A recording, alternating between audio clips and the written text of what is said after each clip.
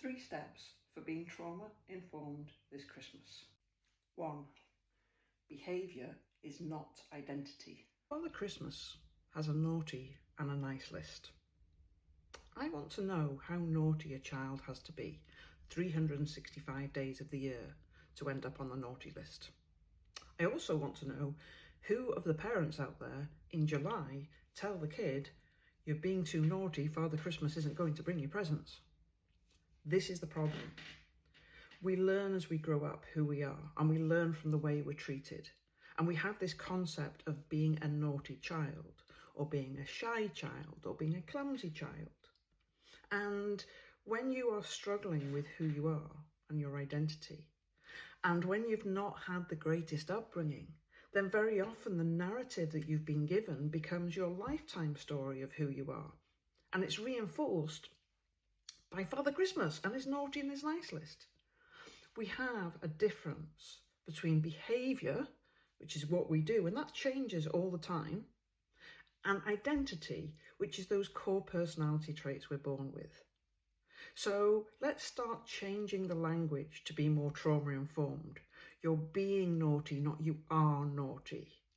You have anxiety, you're not an anxious child. You have times where you feel a bit shy. That doesn't mean you are a shy person. So being trauma-informed is about separating out the difference between how we behave and who we are. 2. Experiences matter a lot more than things. I wonder if you remember what you got for Christmas 5 years ago.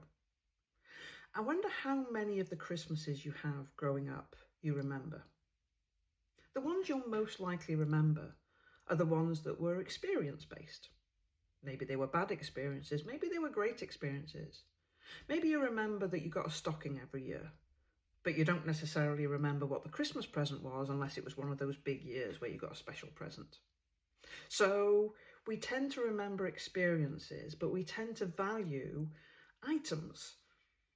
I was once working in the local college, and there was a mother there who was desperate to buy her daughter a bike for Christmas, even though she was barely affording to feed her, because she thought that's what would make her daughter happy.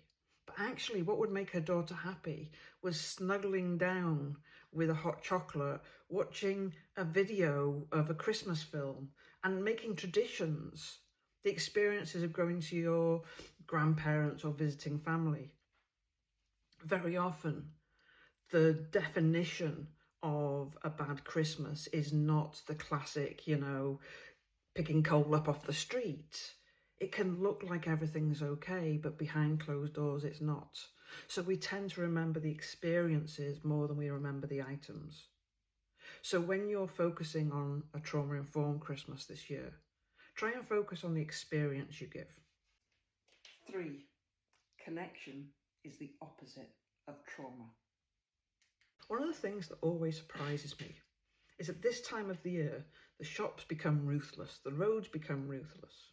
It's supposed to be a season of kindness and giving and goodwill, and actually it goes the opposite direction. People become stressed and self-centered and self-absorbed.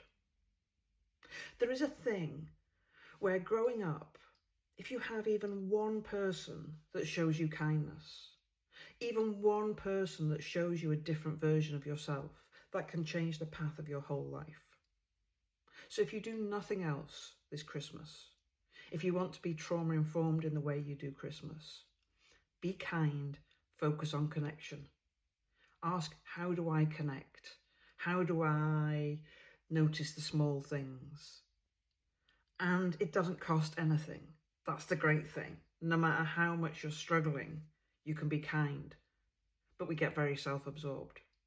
So if we can teach our kids that Christmas is not about having the best present or having the things, but Christmas is about the experiences. It's about connection, and it's about knowing who we are without all the story that we've been written into that we have no control over. Then we can create a great Christmas experience that is consistent, no matter what your background and what your experiences of your home life are.